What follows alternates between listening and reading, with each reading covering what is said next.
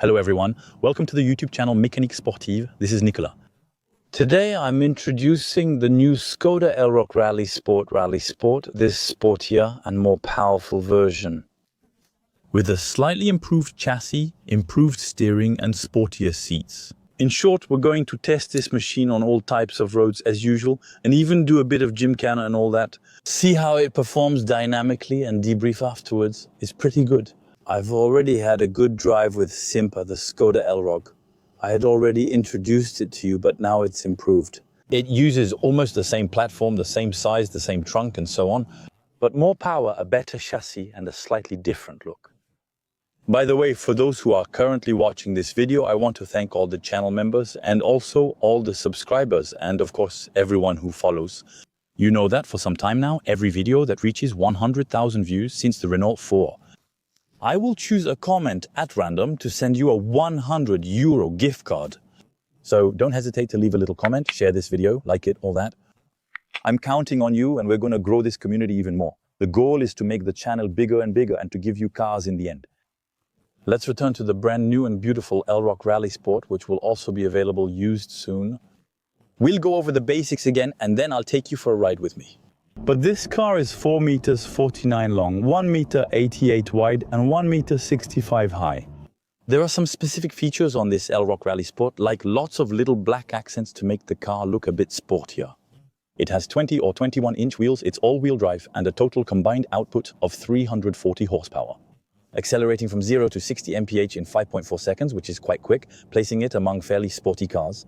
And a 79 kilowatt-hour battery, of course, the brand new batteries, and a top speed of 180 kilometers per hour. As for pricing, a standard ELROQ starts at €33,300. You could say that a well-equipped one. We're around 44, and this one is the fully loaded version since the Rally Sport is the most powerful fully loaded option. Alcantara seats and so on. We're starting at €50,230 here in France. It's available in 10 colors. We have matrix headlights, we have the new light strip, and so on. Anyway, come with me, I'll take you to discover the car.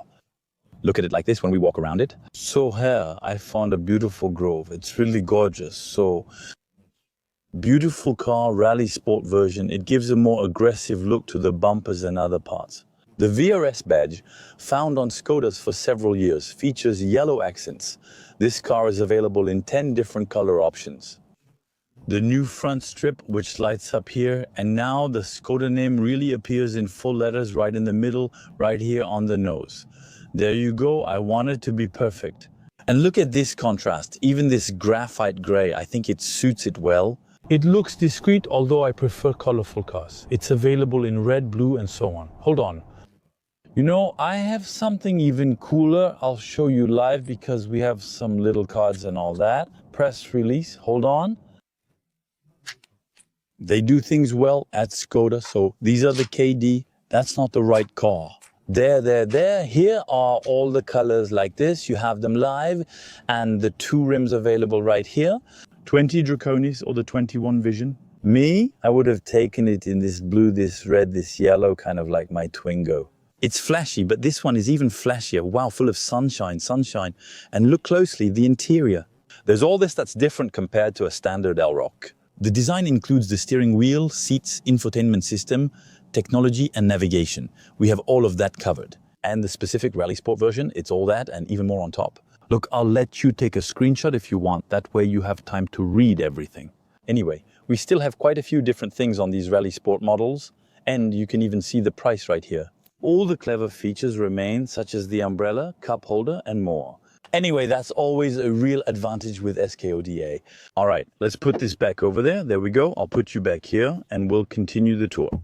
So this little badge here means it's even better equipped than a Sportline, which is the top of the range.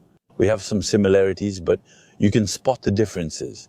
Even the hubcap has a small yellow detail. From Rally Sport, the tires, we have Ventus S1 Evo 3, so that really makes a difference. Since we have sportier tires, even though they're special electric vehicle tires, they're meant for a sportier vehicle. And you can see it here as well with the e-performance. Right here, you find the plastic wheel arches like this. The mirrors are really beautiful. They're huge and gigantic, but very nice.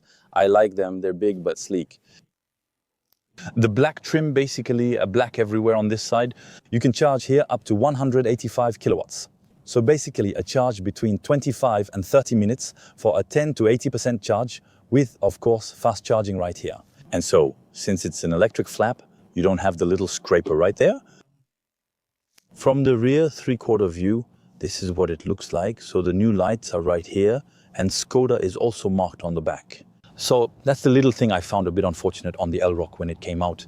It's this plastic version, a bit grainy like that. Now, I would have liked maybe for this Rally Sport version, if it was painted black, a bit like the roof rails. I admit that would have added a bit of style. For me, the little thing that stands out might be the wheel arches. At 50,000 euros, I would have liked them to go a little further, because 50,000 euros is still a lot. The Skoda here then, with the new lettering and the new S, there, the ELROQ. And you can see that it doesn't say Rally Sport, it just says ELROQ. So if you don't know it's in Rally Sport, you must know the little details. Pretty nice with that, the little additions here, which give the impression of making the car look wider. So yeah, for the Tour, that's what it looks like. The front, hold on, I don't remember what's at the front. I like to show you everything. And we'll come back to the interior right after. Do we have any clothes or not? I don't remember. No, unfortunately no clothes, just all the systems. Here, the windshield washer fluid there, a small strut bar since we're on a Rally Sport version. So that's also going to add rigidity to the chassis. And that's it. In short, just simplicity right here. But I really like it, you know, this look, it still has something pretty unique. We could maybe even do a little more in the back seats. All right, I'll show you now.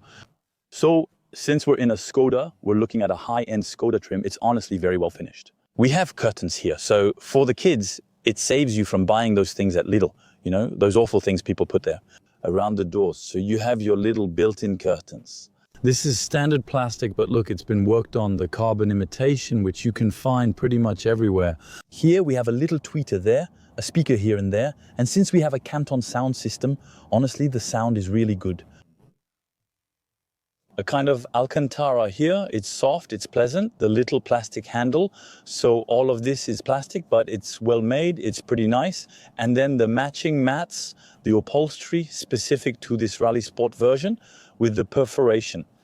Plus the yellow touch like this, which really gives us a bit more of a sporty, a bit more of a racing feel. You can fold down the seats for a nearly flat floor, although it rises slightly in the back. We have options. Even in the trunk area, the trunk is 470 liters. I'll come back to that in a moment.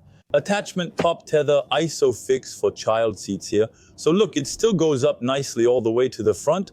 The space here, we have tri-zone climate control, the small compartment here, which can be removed, of course, and the flat floor of the space. Here, I'm getting inside. Nicholas, 1.80 m. To see that, look, I still have quite a bit of space left, even though this seat, even here, is pushed back. And the little view of the front, it's beautiful. Honestly, I really like this little wave. It's very pretty, and so do I. 6 feet tall, like I told you, I still have headroom. I'm pretty comfortable. I can open up here again. I have good light. The windows are big. We're doing well. A place to hang your jacket or your shirt here. We have space. We have indoor lighting, as you can see. But it just turned off. Who was the one in red? The seats provide excellent support, including lateral support, and are slightly inclined for added comfort. There's a central armrest right here, so it's not easy to reach the cup holder this way. And the ski hatch is right here. If needed, there you go. And you can fold it down, if I'm not mistaken, normally in a 40-20-40 split. You just have to find the little thing. Up there, we have the LEDs, like we know from the group's cars with touch controls. This side, why doesn't it want to work? It's live, guys. It doesn't feel like it anymore. Well, there you go. Sorry, it's live. Here, the seat gives a bit of a bucket seat feeling. A bit like a racing seat right here. It throws me off. Why doesn't it want to anymore? So, is it maybe because, should we maybe restart the car or something? Yes, it's just that the tempo, I don't know, that's it. It takes some time to extend when you touch it. Wait a little bit, you touch it again and it turns off gradually, okay? So these seats, which are also pretty nice. The tri-zone air conditioning, like I said, we even have heated rear seats, which I can turn on here with 3 settings. That's really not bad. We have pockets in the back for your phone or small items, plus the large pocket in the back. Honestly, it's nice, and I'll take you to check out the front. Look, even from here, I like it when it's really straight. There you go, it's perfect. Come on, this is the view when you're the driver. You have this view here, to the left, to the right. It's not bad, right? So here we have a specific steering wheel with Alcantara here, carbon fiber trim, but it really looks great.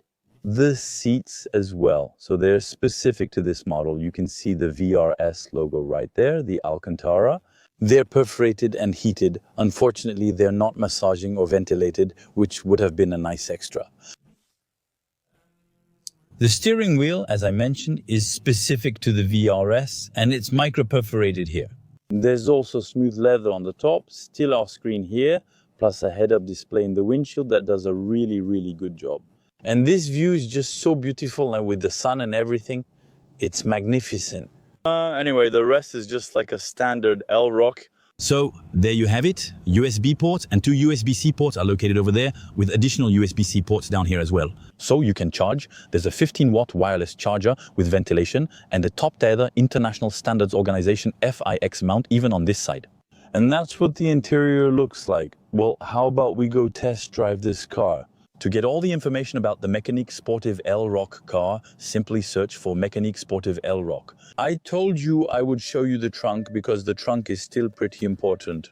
Don't move. And of course, since this is the Rally Sport version, we have a motorized trunk. Here's what it looks like. 470 liters and a trunk full of accessories. I think it's good to show you, but look, for example, here you can store the nets on top, on the shelf. So that's really, really good of Skoda to have thought of that. There's even space here, so I can put my cameras right here.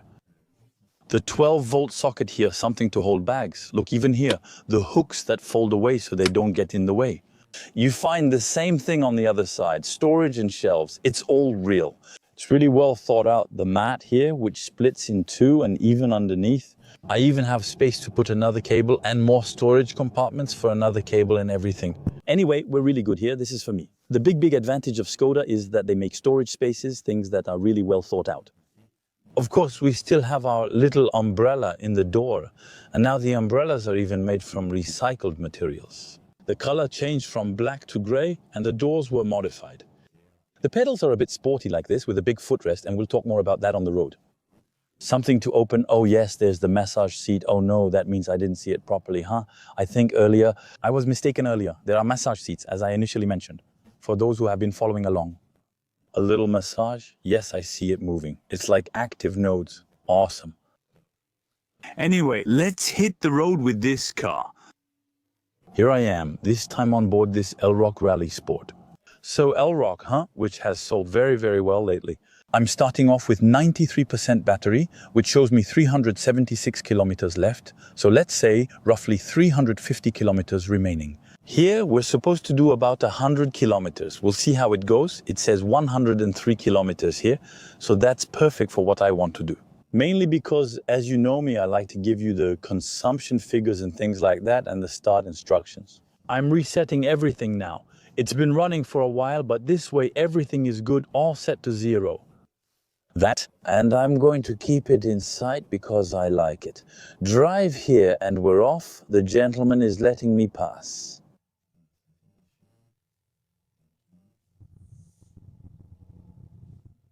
So what I really like about Skoda is that there's no noise here. And with some cars, you know, sometimes you get that little electric thing and all. It's the little noise of the electric car, but here you don't have it at all. And I have to admit, I really like the fact that it's completely silent. When I accelerate, I barely hear anything, only when I give it a bit more throttle. There's a very slight electric motor sound, but almost nothing. And I love it when it's quiet, when it's discreet, when you really can't hear anything in an electric car. We're on a very abrasive asphalt, you know. The kind with the big stones you can see, but it's very quiet, as usual for an electric car. So this pleasant aspect, look, we're changing the asphalt. And now it's back to being very quiet with this one. Honestly, electric cars, for me, it's always a pleasure. So what I do is my driving aids, my travel assist here, there you go. I'm going to set the travel assist. I tell it to set itself to the right speed. And there you go, it starts driving. For me, these driving aids already work really, really well. These new travel assist systems in all the group's cars, all the new updates, it's really not bad at all. There's even sign detection if you want. For example, here there's a 50 sign, it was 70 before, and it saw the 50 and slowed down by itself. Anyway, it's pretty good, but I have to admit, most of the time I turn it off, especially here in France. There are just too many sign changes, and sometimes it reads signs it shouldn't. That still happens, unfortunately. But the problem is, I don't think it's going to be perfect anytime soon. But most of the time, everything else works really well. Look, as I exit the roundabout, the car accelerates on its own without me touching the pedals. It anticipates the road ahead.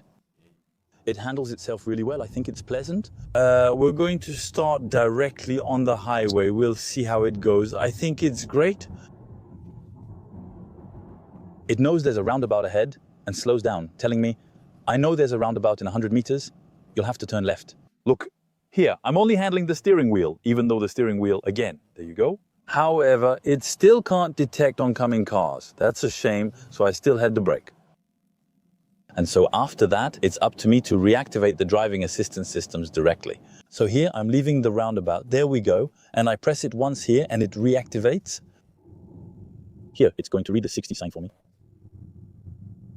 It read the 60 sign, but since we're in the curve, it's smart and doesn't accelerate. I love that. I'm quite a fan of these tech things. It's 60, there are some roadworks there, merging in gently. We're at 60, so in city conditions and so on. Honestly, let's not kid ourselves. It's very pleasant, it's quiet, it's comfortable. We have sport seats, but they offer good support, and at the same time, they're comfortable. The headrest. I would have liked it to be a bit more padded so it would be really comfortable. Now, it will increase to 110. I'm going to adjust my little mirror here. There we go. It detects that we're getting on the highway and it gradually accelerates again. Here, I'm in standard mode, so let's say comfort mode, which means I don't get roughed up like in sport mode. And it also has some pickup, even if you drive a bit more dynamically. We'll see how it does later on some smaller, more dynamic roads. This Rally Sport version, since we're still in a Rally Sport version, but almost all the time on a daily basis. We're going to drive more like this rather than like a maniac, even if we'd love to be able to do whatever we want. When you have a Rally Sport version at 110, it's pretty nice. I just hear some rolling noise. The wind noise is extremely well contained. You can barely hear anything. That's pretty good. I can very slightly hear the wind hitting the windshield, but it's really soft, it's very muffled. Truck on the side, it's the same, it's pretty well soundproofed, even though we're going uphill here. So the truck was working pretty hard. And 130, if I'm not mistaken, yeah. We do have laminated windows, and the lamination really makes a difference for soundproofing and comfort. Plus here, we don't have a big glass roof, so we're still in our own little cocoon. And to be honest with you, we're actually pretty comfortable. I've been getting driven around for a while now, and it's quite pleasant, to be honest. I actually like it a lot. He read a sign indicating roadworks for 100 meters. There you go. It's going to slow down to 100, and a little sign says 80. It's going to slow down to 80. Actually, on the highway, things like that let you not worry too much about it and just think, hey, there are speed cameras and so on. The car handles it, it works pretty well, and now it's picking up speed again here. We've got power, and the 340 horsepower are there. Even at high speed, you can feel it. This is a 130 section of the highway. There's very little difference between 110 and 130. You just hear a little bit of wind noise. I feel like the wind hits the same, but it's just a bit stronger. And I feel like even the rolling noises, I hear them a little less, which is pretty impressive. And clearly it's really not bad. It's super comfortable. Compared to a lot of cars I try every day, You can tell we're still dealing with an almost premium car. And in the end, when you compare this interior, you could say we're dealing with something premium. Alcantara seats and accents, along with carbon imitation, create a nice, well-finished interior. Everything I touch feels pleasant. Clearly, it has nothing to envy from premium brands. We have a Canton sound system. Sure, there's a bit of hard plastic on the lower part of the doors, but otherwise, everything I see is super high quality. So Skoda, ever since I've been trying Skodas for about 2 or 3 years now, or maybe even 4 years. And then the first Enyaq in real life, I realized that Skoda was actually making some really good stuff. Quality, clean design, modern. It has everything you need with relatively reasonable prices, I think, compared to most brands. Skoda is a great alternative, although not common in France. However, they are popular in other countries like Germany and England. Skoda is a top seller, and it's pretty impressive. I completely understand why, as it's an excellent alternative. It's the same as the Volkswagen Group. So basically, we have the same platforms as Audi, Volkswagen, Cupra, Ceed, and the Skoda version, and it works well. And in the Czech Republic, I don't know if you've ever been to the Czech Republic, but they're everywhere. They're made in the Czech Republic. And here it's amazing, really, the number of Skodas. All right, let's get off the highway here and see how it does on some slightly different roads. And what I wanted to see was my fuel consumption. So I saw that on the highway going at 130. On this trip, I've already done 18 kilometers. I was at about 23 kilowatt hours per 100, knowing that we had just left the airport. And it was a direct highway, and now it went down a little bit because of braking phases, downhill, and so on. But there you go. You can count on about 23, around 23 or 24, I think, on the highway. At 130 kilometers per hour, but of course it also depends on the elevation over 18 kilometers. It's not enough, especially since there was some 80, some 110, etc. to really give you an idea. But there were a few accelerations and other things. So there you go, on the highway anyway. We know that all electric cars, in any case, consume more on highways than on smaller roads. On the other hand, what's good is that when you're stopped like this, you don't consume anything, just the heating. And the heating, it consumes about 1,000 watts per hour when it's cold, so basically about 1 kilowatt hour. When you're in the city, that's when you really see all the interesting aspects of the electric car. It's very pleasant, it doesn't make any noise. If I need acceleration, I'm always in sport mode. Plus, it's actually pretty intense. Even in sport mode, the pedal is really sensitive. And what's crazy is that Skoda has calibrated it so that the car really jumps and almost leaps forward. It can really catch you off guard, honestly. You don't expect to see that much power. What? And a combustion engine car clearly can't do that. Never. There's no moment where it will do that. Unless you suddenly release the clutch with the gas, but that's clearly different. I have all the power all the time, and it's amazing. There you go. I went up to 85 from about 50 something, just like that. Instantly, and honestly, it's already giving me a headache. It's too early this morning, even if it's not really morning anymore. But, well, yes, it is morning. If it's 9:30, that's still pretty early. And now I'm on a small country road. We left the city pretty quickly, and it's in pretty rough shape. And even in sport mode, the car remains comfortable, so I still have a nice chassis, I have power, but with comfort, and that's pretty good.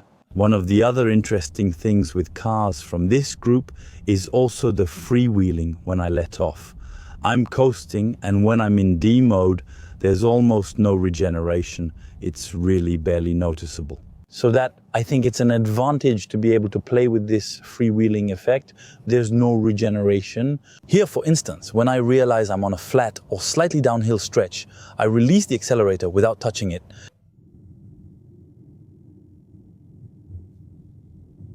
And the car just glides. So here, I'm not using any energy at all. I'm not recovering, but I'm not consuming anything, and that's pretty good. Personally, I like it anyway, and then I can switch to B mode, the B mode, which regenerates. So we don't have a real one pedal mode, we have a B mode. The B mode can be handy in the city if you want to drive using just one pedal. but you'll still have to stop eventually. But I really like the D mode because it really gives me that flexibility. For example, here I accelerate a bit, then I let it roll, and so I'm not using any energy. And if I do it smartly, for example, every time there's a little downhill, I accelerate a bit on the descents, and then when it's flat or something else, I believe I can achieve comparable consumption. Ultimately, we conclude that electric is still more affordable, etc. But we still look at the actual consumption. Well, I know that I like to consume as little as possible, because in the end, charging still costs money. Whether it's at home, even if it's cheaper than gas, in the end, if we were all smart enough, we'd save money too, even with electric cars. I think some of you are also taking advantage of the electricity savings. And I think that's another philosophy to adopt. Personally, whether it's gasoline, diesel, it doesn't matter. I always try to reduce my consumption, whether I'm in a Porsche, a McLaren, a Lamborghini, or whatever you want. My goal every time is that there's the pleasure side. There's a side where I have fun, I enjoy myself, I don't count, but on a daily basis, well, no matter what car I have, I tell myself, hey, I'm still going to try to consume as little as possible because it's not really necessary to use a lot all the time. And here, for example, in these conditions, I think it's pretty interesting to say, oh, I'm going to try a bit of eco-driving or try to use as little as possible. So here, for example, I accelerate, then I let go. For example, I know we're in the city, so accelerating doesn't really get you much further ahead. There you go. Now it's a slight uphill, so I can accelerate a little and keep a light touch on the gas. But at low speed, it's really, really pleasant for everyday use. There's really not much to say. It's very good. It's super pleasant. Now I've switched back to comfort mode. It truly delivers on comfort. I barely feel any bumps. It absorbs them well. The steering is pleasant. The wheel feels good in my hands. And the seats hold me well in the corners, and so on. I like it. We're going downhill now, so the fuel consumption is lower. I'll give you a detailed consumption debrief later. Once we've done the 100 kilometers like this, it really gives you an idea of the mix. So we've done about 15 kilometers on the highway at a variety of speeds. And now we're only taking small roads like this. Driving through villages and taking small departmental and national roads will provide us with a review spanning over 100 kilometers. We started with 93%. Now I'm at 88 after 23 kilometers. We'll see how it goes. Hold on, a small road where there's no one, I'm going to stop. I'll let my colleagues pass. We're going to be able to test 0 to 100. Let's go. Wow. It accelerates 50, 70, 80, 90, 100. It's really fast. When you see an ELROQ, you think, yeah, it's going to be a small car that runs. RS, yeah, but it runs really well, honestly. And even at 80, 90, it picks up strongly. It's pretty impressive. I need to stop. I'm going to make myself sick, and then I can play with my paddles for the recovery level. Right here, so we have several levels. In D, it's either total freewheeling, like I told you earlier, or I can recover at the third level. Or mode B, but personally I prefer when I'm in D, either total freewheeling, and in B, I get my maximum recovery. That works well for me. The in-betweens, there are rare situations where it can be interesting, like in the mountains. It can be useful to have slightly different recovery depending on the phases you're in. And you can have a bit of fun with the paddles. It's a little playful aspect, but otherwise for me, really freewheeling mode works well. Some people enjoy the B mode in the city. It allows you to control everything using only your right foot, while your left foot rests comfortably on the spacious footrest. And I can go up and down, it's rare. I can even raise it a few centimeters and put my leg higher. And that's it. Honestly, it's nice to have space. It's really rare. Often you end up hitting the bottom of the dashboard and everything, but here there's a lot of space. That's rare, I admit. I never test this spot, but I often notice it. Since I have big feet, sometimes I touch the top. I have a lot of space here, which is really cool. Yeah, that's really, really cool. I have enough room to stretch my legs and everything. And even on the side, good job, SKODA, very good job. It's picking up speed. Come on, stop messing around. All right, eco mode. Here we go, eco mode. eco driving. So in eco mode, it puts the air conditioning in eco mode too. That's something you should know. In the summer, it won't cool as much as if we were in standard or max mode. The chassis is pretty good, but you can still feel a bit of weight. Right now, I'm in eco mode, so the steering feels a bit different and everything. So eco mode also limits things. Look, I'm pressing hard, just like I did earlier, and here it really takes me along much more gently, even in eco mode. All right, let's take a sharp turn. The car performs well thanks to the dynamic chassis control. No matter which mode we're in, it's going to be comfortable. But if, for example, we take something pretty fast, we take turns and so on, there's an inertial unit that will constantly calculate the car's balance and more, to ensure it's not just flat, but dynamic and comfortable. That's quite impressive. The technologies are well designed, and I say this quite often within the Volkswagen group. I think it's one of the best suspensions. The adaptive suspension they have works really well. It's both dynamic and comfortable. And there you go. As usual, for example, you see I'm on a slight downhill. I'm in coasting mode, so I'm not using any energy. I'm at 0, and it's not giving me any regen.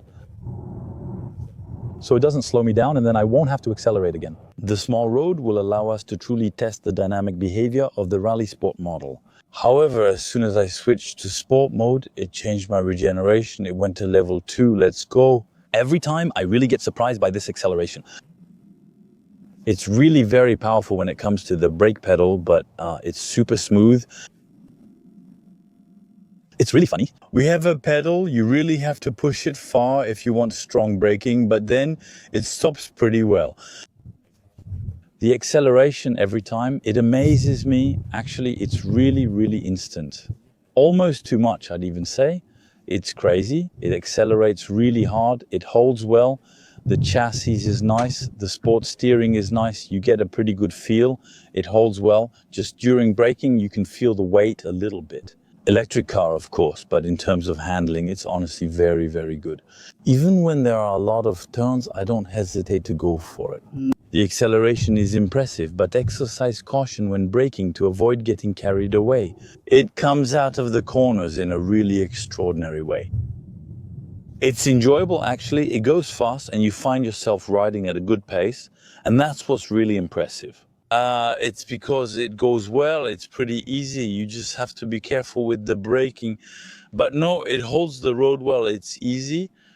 And it's the electric aspect precisely. It's this easy side that's quite disconcerting. Even, you could say at first glance, since it goes, it accelerates hard, you think, but it's almost not normal. Look, even here, I'm at a stop. It's calm, it's smooth. I turn on my blinker and then it takes off. I'm at 80. It's confusing, honestly. It's not normal and things are happening. You wonder why it's going so fast. It's surprising to realize how much cars have evolved over time. In the past, putting that much power in a car would have been unthinkable. In the past, anything could happen, but now it performs well and goes straight. So it's honestly good. My roundabout test, which I occasionally do, hasn't been done in a while. Him too, by the way. There you go. We know it's steady there and even at a good pace, honestly. So there's the electronic stability program that kicks in pretty quickly. You can feel there's a bit of understeer, but the electronic stability program corrects that right away. I think I need to go this way. It's going well. It's pretty stable, handles well, and the tires seem honestly decent. It's a good car, really. You can't really ask much more from it. It's comfortable when you want it to be. It's sporty when it needs to be. Really sporty. It's not a true sports car, but it offers dynamic handling and stability. It's enjoyable, fast, and accelerates well. What more could you ask for? Guys, I stopped for about half an hour at a gas station to try to get some sleep. I was just too tired. It's important. When you're tired, stop rather than risk having an accident. I felt that I didn't get enough sleep last night because we had a really late flight yesterday evening and so on. My health is my priority now, so I tried to rest in the back. It's not very comfortable at all to sleep in the back. The small thing is the seatbelt buckles don't move and everything. But when you're sitting, it's fine, and for sleeping, it's not great. So I get back on the road, I'm feeling a little bit better. I couldn't sleep, but I rested a little bit. It feels good. When you need to rest, it's better to do it than to cause an accident. So to regain a bit of strength before getting back on the road, and to film for you, because the whole introduction you saw at the beginning actually was for me after that moment. So here we go. I'm getting back on the road. SKODA is offering us to do a kind of gymkhana with this ELROQ RS. That's really, really cool. That should wake me up. We have a small maneuver to do with 3 cones, including some slalom. This is the first practice run. The record is 43 seconds. I doubt I'll match it. Let's start and see how I do. It accelerates pretty hard. Okay, braking hard. I've got my bag here. Okay, which just flew off. There. I think I didn't do the right thing. I think to announce, oh no, it was this here, there. Okay, oh yeah, I didn't do the right thing. So the training here, from what I understand, you have to go in there. Well, that doesn't look easy at all. When maneuvering here, going in, turning around there, I don't think it would have worked. Clack, clack. Come back out here and slalom. Hop, hop, hop, hop, hop, hop, hop. You have to get back in there, in reverse, I swear. It's a sport, this thing.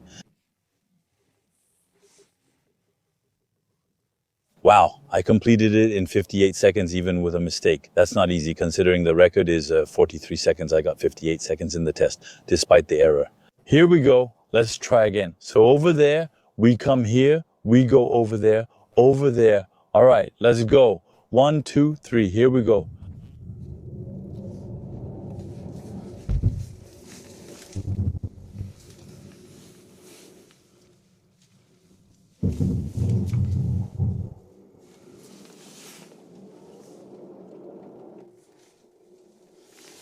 The goal is to be as precise as possible. The more precise you are, normally the faster it goes.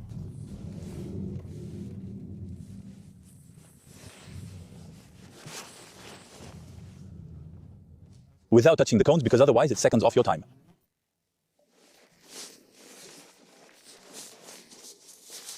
Come on, let's try to do this right. Let's be precise. We like challenges, we like challenges, we like challenges, we like challenges.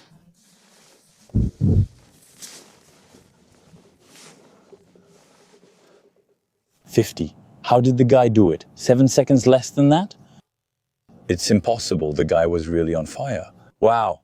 Well, I went a little farther than I planned. And what about the drinks for now? Over 113 kilometers, 2 hours and 20 minutes, with the car running, so the air conditioning and everything. I'm at 66% battery. We left with 93%, so we've used from 93 to 66%. After 113 kilometers, it still shows me 263 kilometers remaining. To be honest, we left with 376. I forgot to tell you when I hit exactly 100 kilometers. I didn't film because the cameras were in the trunk. It showed around 275 kilometers, matching the 100 kilometer, with an average of 14.4 kilometers per 100 kilometers. Look, I'll show you because there are a lot of people who sometimes tell me, yes, no, but that's not true, and so on. There you go. I have nothing to hide from you. The goal is to tell you the truth, to be completely transparent with you. You can see it, we're live. We're in the heart of the forest where I filmed. I'll go on. We usually return in this car. I'll fully debrief you with it. And as you know me, for example, we're on a dirt road here in the forest. And look, there are roots, there's a path, and so on. The car remains comfortable due to the dynamic chassis control, even when driving over the really large roots, which I'm doing purposely. Look at the size of these roots. You can hear them, but I hardly feel them at all, and that's still pretty exceptional. And look, even if I stop, I'm in the sand, wheels deep. The electronic stability program just does its job so well. I felt like it was really getting traction without any loss, nothing at all the whole time. So clearly it's very well calibrated, it's super comfortable. Why choose the sporty version? Because you have more power, you get the dynamic chassis control as standard, options, the seats are much better. By the way, the little massage here, I know I'll activate it now. It's not a true real massage like some seats offer, but the seat still moves a little, which feels good. We have a pretty high ground clearance. which allows me to get out of a situation where I wouldn't have made it with just any car, and it lets me keep going and get back on the road this way. So honestly, I'm very pleasantly surprised by this car. It's really good. Anyway, we're going to go test things out. Ah, look, there we go. A sign reading. I set up my shortcut buttons at the top. Thanks Skoda for that. I'll keep going on my loop and we'll test them again. Some pretty cool things. As you saw there, I tested a car, this one, on the little Gymkhana course. I'm going to ride as a passenger in an electric rally car with slicks. It's too bad the driver won't let me drive it. I would have liked to. And see a little bit how it goes and learn a bit about Skoda's history. And I'll make another video for you about other models. For me, it'll be tomorrow. For you, maybe in a few days. We'll see about Skoda's history. And that's because Skoda, they've done a lot of racing. It's a brand that's been around for an extremely long time, more than 100 years. They also manufactured motorcycles and airplane engines in the past. I once showed you the museum. It was pretty incredible. We visited it at night. It was fun. It was crazy. I made quite a few TikToks about it. For those who follow me on that platform, it's pretty impressive. We even followed the Monte Carlo rally with François Delecourt, where he showed us his Skoda Fabia Rally 2. Pretty incredible car. And Skoda sells a lot of rally cars. And in the world of rally and motorsports, Skoda is a really well-known brand. You might not see it that much in France, but for example, in the Czech Republic, Skodas and Rally Sport versions are really everywhere. You still see many of them, possibly around 20%. It's very nice to see a lot of them. Honestly, as I was saying, I think Skoda is one of the brands that is really on the rise. Who says, well, go ahead, go for it, Nathan, because even with combustion cars, they have gas engines, hybrids, diesels, and so on. Basically, they have everything to make you happy. But you have to like the look. If you like the look, honestly, I would definitely recommend Skoda. What's great is that they have put an ELROQ Rally Sport up a bit higher for us. That will let me show you a bit of the chassis from underneath, the braking system.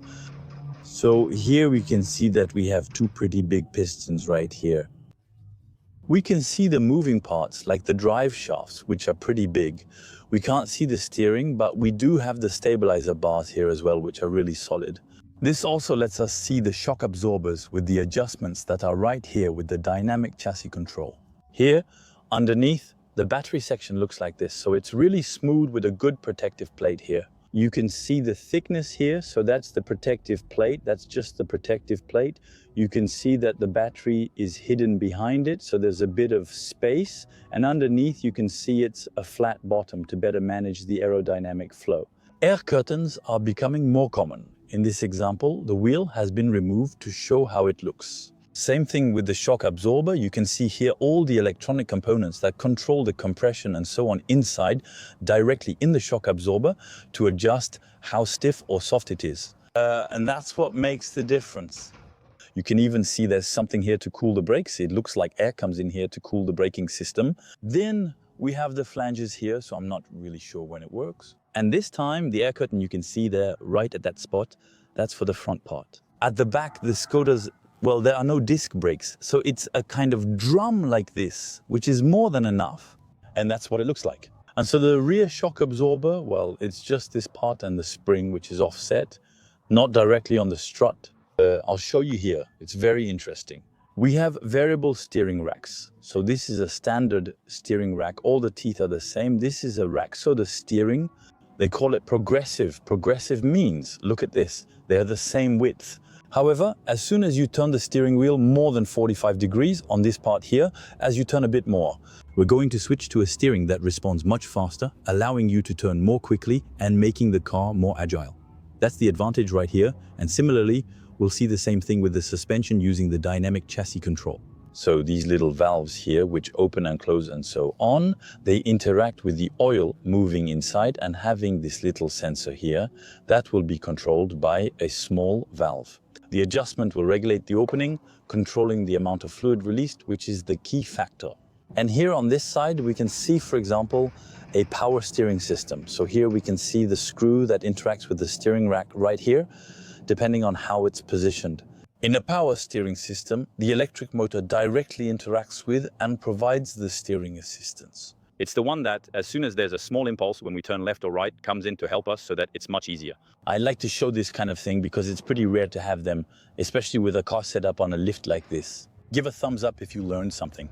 I was the first one of the day and someone beat my record. And since I'm pretty competitive, I'm going back to the little gymkhana. Let's give it a try. Well, I beat my record, 49.61, but there's still someone ahead. Not easy, not easy. 47.67, 47.67, that's it, that's me. They're jealous, they're jealous. Look at them, don't be jealous. You want me to do it again, just to confirm I just broke the record again. There was someone who beat me, and this time I did 1:45.43, something like that. From what I understand, we can even go for a little ride in the new ELROQ Rally Sport Race competition car. You can see it's fitted with sport tires, roll cage, spoiler, deflector, all that.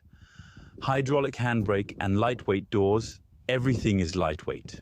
You can see this time it's a real race car. With the right seats, it should be impressive, even from the outside. We'll see how it goes. Can't wait to take a little ride in this thing. We'll see if electric is fun. Well, I got to put on this thing, the little balaclava, all that just to go for a ride in there. But unfortunately, I wasn't allowed to film it for you. It's a shame I couldn't film last time I took you in the old SKODA rally car for safety reasons. This time I'll be allowed to film. Because it's a bit fast and all that. The car has a roll cage anyway. It's not up to me, but it was pretty cool. 4-wheel drive, hydraulic handbrake, and more. It still looks pretty cool. Too bad they don't make high-end versions. Here I am this time in a version, the very first SKODA that had the Rally Sport name. And here. Great sound, nice little sound. Rally version this time. Manual gearbox, you can smell the gasoline. Yeah, that's what we love.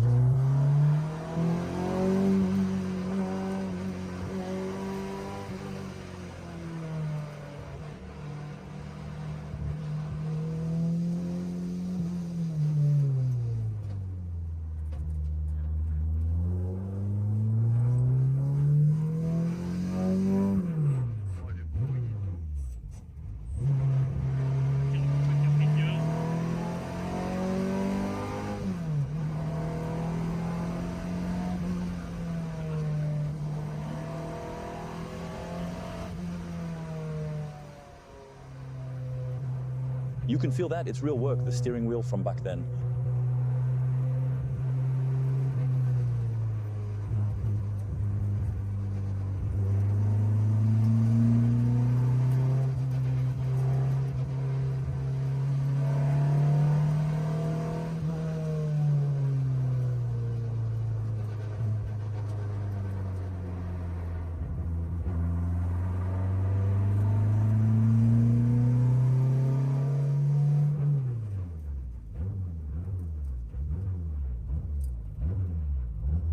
It smells like gasoline, you can feel it. It's just so much cooler. There you go, a real car. And especially the old ones. They're even more sensational. Well, it could have gone a little faster, but you have to take care of it. It's still a little collector's car. In conclusion, the day with the ELROQ Rally Sport was really enjoyable. I really liked it. It's dynamic, it's powerful, it accelerates well, it's comfortable. Actually, this car is really a good mix with relatively decent range. But still, these aren't electric cars that can do 1,000 kilometers yet. But we should enjoy it. And honestly, it's pretty rare in daily life. We have fast charging, so it really lets you use it every day for everyday life. I think it's really cool, so maybe just a slightly nicer color. There's even a version, actually a limited edition in matte gray that comes out with some extra technical features. But France will receive less than 100 units. By the way, the one that just went by, the matte one, I think it was Dutch journalists who took it. But yeah, the matte in real life, the matte will make a nice color. Actually, it's pretty sad, as usual, but that's the little Rally Sport touch. For me, why not go for the matte? Good car. I like the blue thumbs up. Subscribe for a gift card. That's it for now. See you in the next video. Bye.